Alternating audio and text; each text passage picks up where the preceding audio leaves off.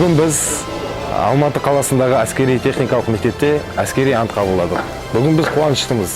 Өйткені ата-анамыз, туған туысқандарымыз бәрі біздің әскери ант қабылдауымызды тамашалауда.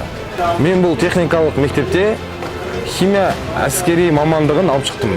Бұл мамандық маған өмірдің әр саласында келешекте қажет болады. Біз елімізді, жерімізді, отанымызды қорғауға әрқашан дайынбыз. Немерем Ақсұлтан Әлімқұлов Қайсарұлы бүгін ант қабылдауына біз қатынастық. Өте қуаныштымын. Осы тұңғыш немереміз абыройлы болсын, жақсы қызмет істеп, батыр болсын, адал болсын. Аспанымыз ашық болсын, бейбітшілік болсын, тек қана қуаныш, бақыт болсын. Ақ жол бәліктеріне.